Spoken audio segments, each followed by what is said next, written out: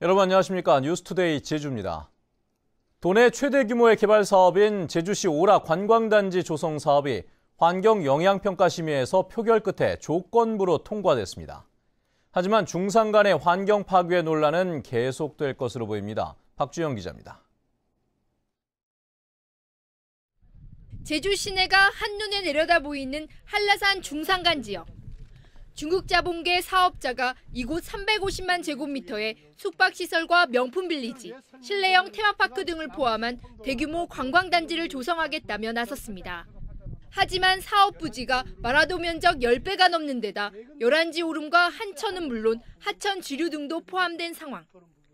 이 때문에 환경영향평가 심의위원들이 환경은 물론 생태계 파괴도 우려된다며 개발 규모를 재검토해야 한다고 지적했습니다.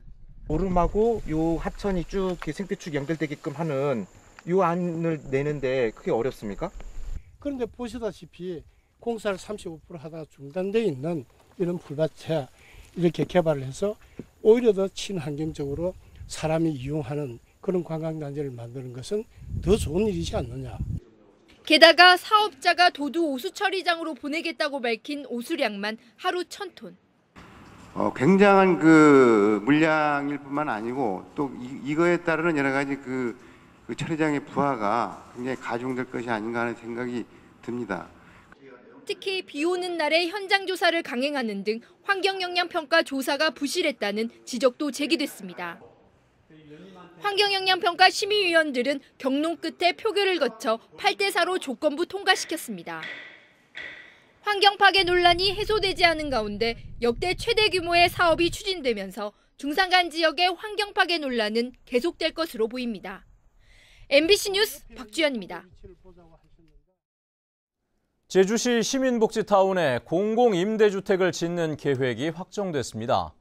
당초 계획보다는 규모가 축소됐지만 도심 과밀화와 교통 문제로 인한 논란은 여전할 것으로 예상됩니다. 권혁태 기자입니다. 제주도가 확정한 공공임대주택 부지는 계획대로 제주시 도남동의 시민복지타운. 국토부 공모에서 제주도가 신청한 700호 건설이 그대로 선정됐기 때문입니다. 그러나 제주도가 함께 추진하려고 했던 임대 후 분양이 가능한 국민임대주택 420세대 건설 계획은 백지화됐습니다. 당초 1200세대 건설에서 780세대 건설로 사업이 일정 부분 축소된 겁니다. 800억 규모의 사업비 70%는 국가가 지원합니다. 행복주택이 이런 이 직장과 주거시설이 가장 근접한 시설에 위치를 해가지고 우리 젊은 세대들이 사회 안착에 큰 도움이 될 것이다 하는 그런 기대를 가질 수 있게끔. 그러나 공론화 과정 없이 불과 2달 만에 밀어붙이기식으로 진행되면서 앞으로 논란은 더욱 뜨거워질 것으로 보입니다. 당장 지역 주민 반대가 거세고 도심 과밀화를 심화시킬 것이라는 우려도 크기 때문입니다. 지금 도심이 너무나 이제 과밀화돼서 교통 문제, 생활 하수, 쓰레기 문제 등으로 이제 몸살을 앓고 있는데 차제에 읍면 지역으로 좋은 부지를 물색해서 읍면 지역의 어떤 균형 발전도 도모하고 도시 문제도 좀 해결할 수 있도록 이렇게 가야 되겠다 생각을 합니다.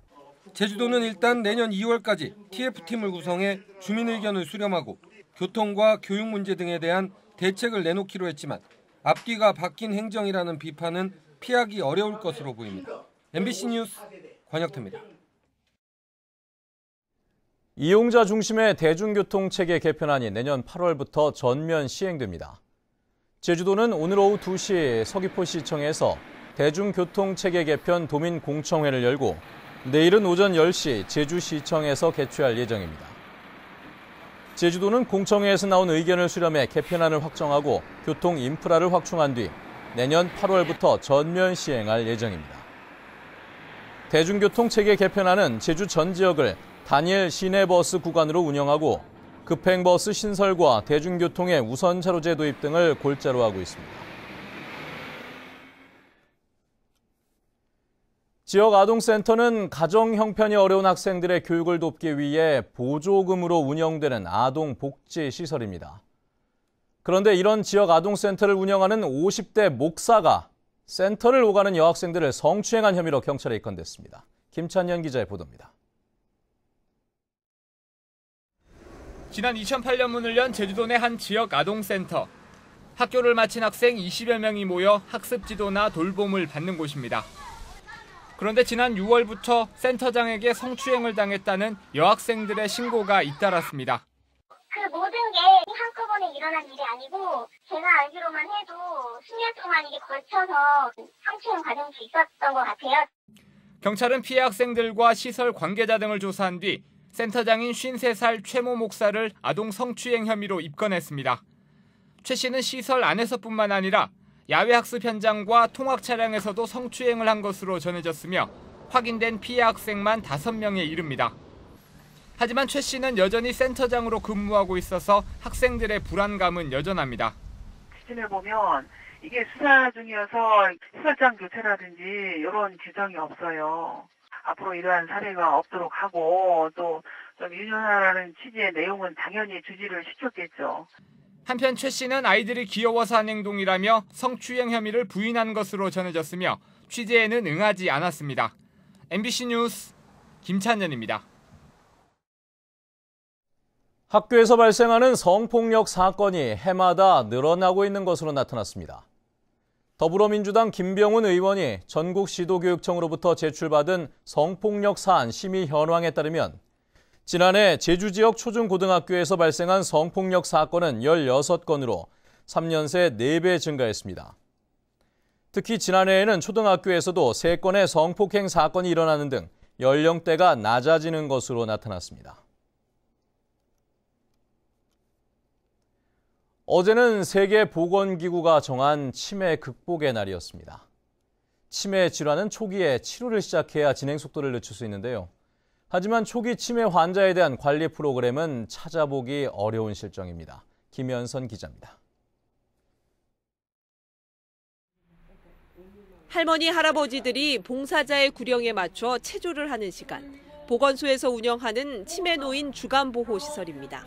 인지 능력에 장애가 시작된 초기 치매 환자를 위한 음악과 미술, 원예 치료와 같은 재활 프로그램을 운영하고 있습니다. 도내에서 경증 치매 환자를 위한 프로그램을 운영하는 곳은 6개 보건지소뿐.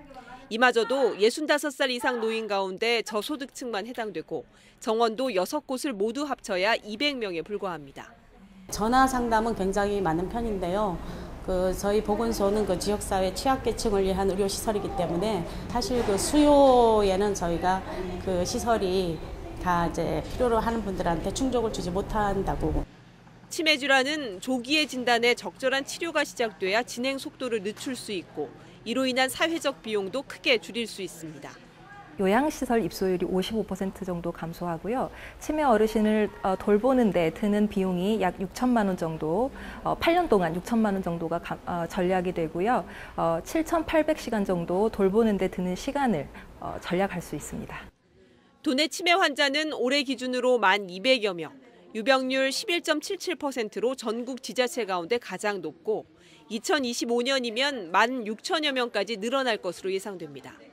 하지만 치매 진단비 지원 등 조기 진단을 위한 정책적 지원이 있을 뿐 치매 초기부터 체계적인 치료와 관리를 받을 수 있는 여건은 마련되지 않고 있습니다.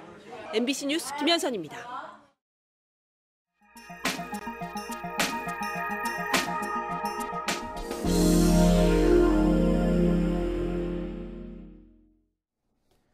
지난 6월 말 울산 포항 간 고속도로 개통을 계기로 결성된 울산 포항 경주 간 도시연합인 해오름 동맹이 단일 관광벨트 구축에 박차를 가하고 있습니다. 유람선 투어와 맛축제 등 구체적인 사업 계획이 속속 등장하고 있다고 합니다. 울산 MBC 한창환 기자입니다.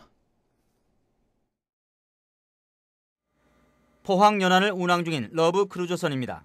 258톤 400인승 규모의 이 유람선을 경주 간포와 울산 장생포 간절곶으로 운항 노선을 확대하는 방안이 논의되고 있습니다. 우리 유적이 많습니다만 해안선을 따라서 우리 울산에서 출발한 크루즈가 경주를 거쳐서 포항까지 가고 이어지고.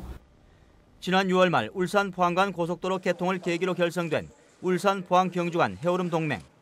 간절곶, 토암산, 호미곶으로 대표되는 해돋이 관광 상품 개발부터 지역 경제 활성화를 위한 향토 음식 경연 대회와 맛집 투어, 전통시장 투어까지 공통의 관광사업 목록에 올랐습니다. 해오름 도시의 먹과 먹거리를 연계한 맛축제 등 새로운 사업에 대해서도 집중적으로 논의해 나가고 있습니다. 이 밖에 청년울산 대장정의 세계도시 확대나 대왕공원, 경주 관성해변, 포항 호미곶으로 이어지는 해파랑길 걷기 축제도 추진됩니다. 전체 포항과 경주와 울산이 같이 상생하고 협력하고 동반자의 역할을 하면서 세계도시는 체계적인 관광 여건 분석과 비전, 전략을 제시하기 위한 마스터 플랜도 수립하기로 했습니다. 해오름 동맹 세계도시는 당장 실행 가능한 사업부터 내년 예산에 편성하기로 했습니다. 가시적인 성과가 기대되고 있습니다. MBC 뉴스 한창환입니다.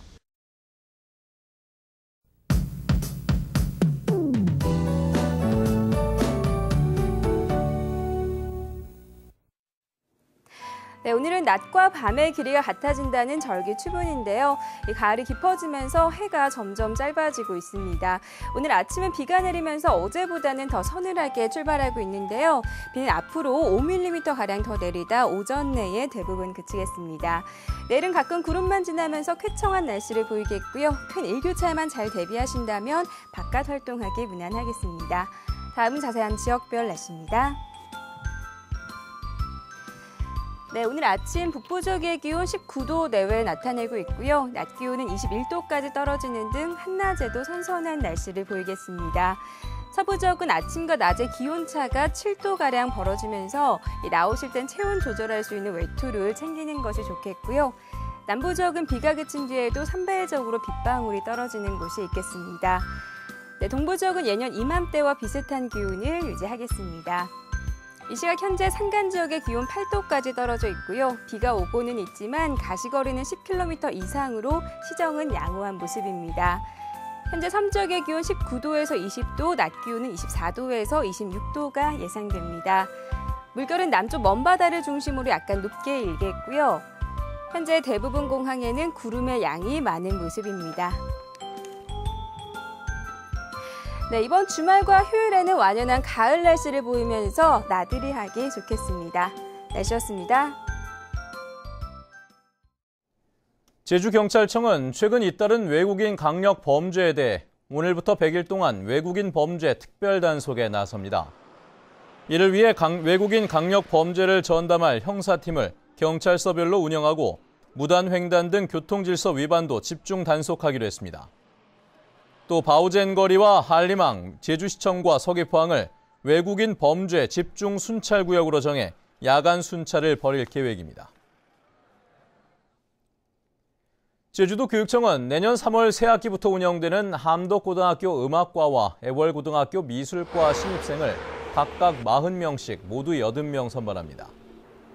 서류 접수는 오는 11월 21일부터 이틀 동안 진행되며 최종 합격자는 면접과 소양평가를 거쳐 12월 2일 발표됩니다.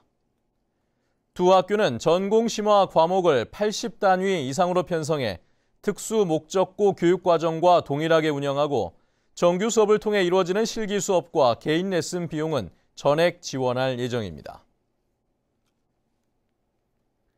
월동 채소 재배 면적이 늘어날 전망입니다. 제주도가 지난달 농가를 대상으로 조사한 결과 올해 월동 채소 재배 의향 면적은 13,000여 헥타르로 지난해보다 2.1% 증가했습니다.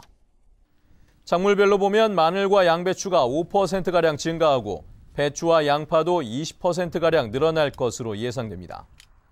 반면 당근과 쪽파는 지난해보다 7%가량 재배 의향 면적이 감소한 것으로 나타났습니다. 제주시 지역의 생활 밀접 업종 종사자 수가 전국에서 두 번째로 많은 것으로 나타났습니다. 국세청이 발표한 6월 기준 30개 생활 밀접 업종 현황에 따르면 제주시 지역 종사자는 18,000명으로 서울 강남에 이어 2위를 기록했습니다. 업종별로는 여관이 934명으로 가장 많았고 세탁소 418명, PC방 149명 순입니다. 한편 감귤 주산지인 서귀포시는 과일 판매업 종사자가 571명으로 전국에서 가장 많았습니다. 교통혁신을 위한 최우선 과제로 차고지 증명제가 제시됐습니다. 제주발전연구원 이성용 연구위원은 교통수요관리 방안 연구에서 전문가들이 제시한 최우선 과제는 차고지 증명제라며 대중교통 체계를 우선 구축한 후 세대당 차량 대수를 한 대로 제한할 수 있는 제도적 방안이 필요하다고 밝혔습니다. 또 교통 수요를 줄이기 위해 주차요금 인상 등의 요금 정책을 병행하고 신규 주택단지의 경우 전기 자동차 충전기 설치 등을 고려한 표준 설계안을 만들 필요가 있다고 밝혔습니다.